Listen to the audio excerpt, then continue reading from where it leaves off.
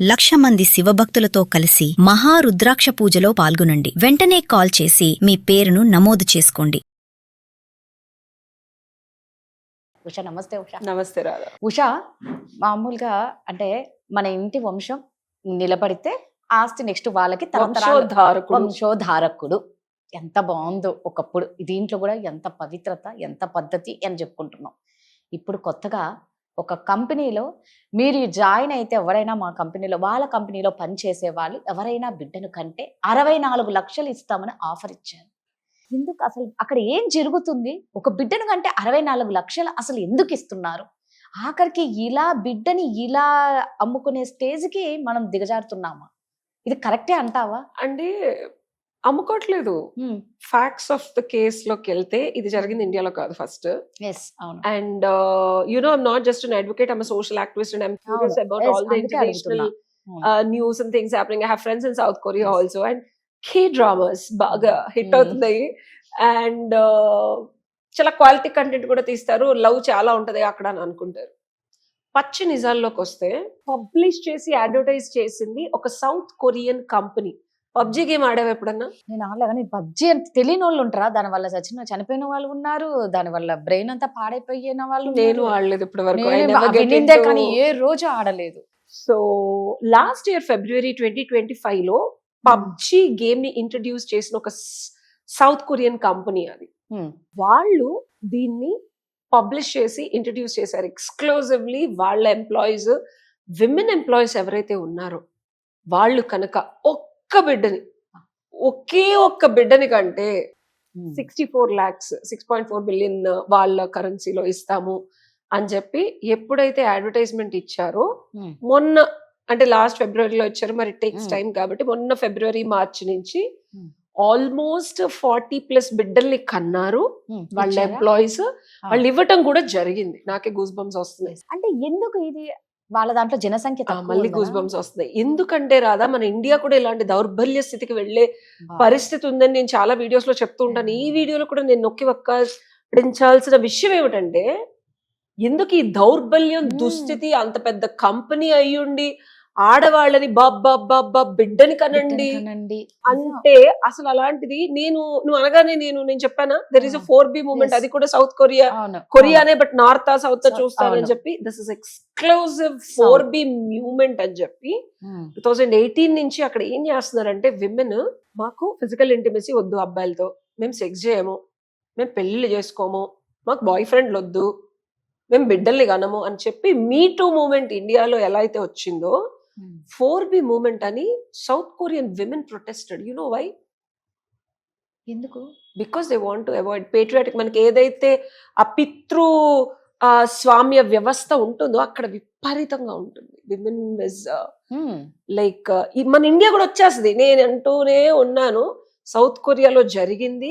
ఆఖరికి అక్కడ physical relationship పెట్టుకోవడానికి కూడా విమెన్ ఇష్టపడట్లేదు. మన ఇండియా మెన్ కూడా విమెన్ ఆ స్టేజ్ కి తీసుకొచ్చేస్తారు. వాళ్ళు సప్రెస్ అయ్యి, టార్చర్ పడి, మోసాలు చేసి, ఒక అబ్బాయి 10 మందితో ఉండటం, వాళ్ళకి బిడ్డను కానిచ్చి మా శరీరం నాశనం చేసుకొని అసలు మాకొద్దురా బాబు అని విమెన్ ప్రొటెస్ట్ చేశారు. పడి పడి పడి పడి పడి ఆఖరికి మన ఇండియాలో కూడా ఇలానే జరిగితే ఏమవుద్దంటే, వాళ్ళకి 0.1 అసలు బిడ్డలు పుట్టడం అనేది లేదు అసలు. అక్కడ సౌత్ కొరియాలో ఆగిపోయింది.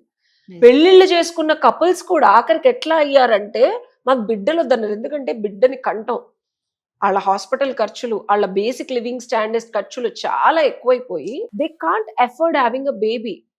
ఈవెన్ పెంచడానికి కూడా ఇద్దరు తల్లిదండ్రులు పనిచేసి బిడ్డని ఎట్లా చూసుకుంటారని ఆ ఎవర్షన్కి వచ్చేసి కొత్తగా పెళ్ళైన జంటలు కూడా బిడ్డని కంటాం. అసలు పెళ్లిళ్ళు చేసుకోవట్లేదు. ముందు అమ్మాయిలు అసలు they rejected boyfriends, physical relationships, sexual relationships. అసలు మా బాడీతో మేము బిడ్డని కనమని, ఓకే నాకు ఒక భర్త ఓకే, ఫ్యామిలీ ఓకే అనుకున్న ఆడపిల్లలు కూడా, భర్తలు కూడా బిడ్డలు కనమంటే, మనలాగా ఇమిగ్రెంట్స్ వెళ్ళి అక్కడేదో కన్న ఫ్యామిలీస్ లో ఉన్న బిడ్డలు తప్పించి original South Koreans are not producing babies. కాబట్టి అంత దుస్థితికి అధోగతికి వచ్చేసింది. కాబట్టి ఆ కంట్రీలో రీప్రొడక్షన్ లేకపోతే ఇంక నీ గ్రోతే ఉంటుంది, బిడ్డలు పుట్టకపోతే ఏమైపోతుంది. కాబట్టి సౌత్ కొరియన్ గవర్నమెంట్ కూడా అందరికీ చెప్తోంది. మనకి ఇదివరకు నా చిన్నప్పుడు మనకిద్దరు అని చెప్పి గవర్నమెంట్ ఒక పథకం పెట్టి 2 many people నుంచి 2కి వచ్చేసి తర్వాత 1కి వచ్చేసి ఇండియాలో కూడా ఈ స్టేజ్ ఎలా అయితే వస్తుందో సౌత్ కొరియాలో గవర్నమెంట్ టేకింగ్ ఇనిషియేటివ్. అరే బాబు పిల్లలు కానండి, అరే బాబు అని చెప్పి బతిల్లాడి బామాలి ఒక మంచి రెవల్యూషన్ తీసుకొస్తుంది. ఇంట్లో ఏదో అత్తమ్మ అమ్మ చెప్పినట్లు అయిపోయింది. గవర్నమెంట్ బిడ్డల్ని కనండి అనేది అనిపిస్తుంది. నువ్వు రాదా చెప్తుంటే. ఆడవాళ్ళు పడే బాధ రాదా? అదే, అవును కాదని నువ్వు చెప్పలేదు. నాతో ఉంటూ 10 మందితో ఉంటూ నువ్వు నన్ను మోసం చేస్తూ నాకు డబ్బులు ఇవ్వకుండా ఇట్లా చేస్తుంటే ఆడవాళ్ళకి ఆఖరికి ఏమవుతుంది? నాకెందుకురా?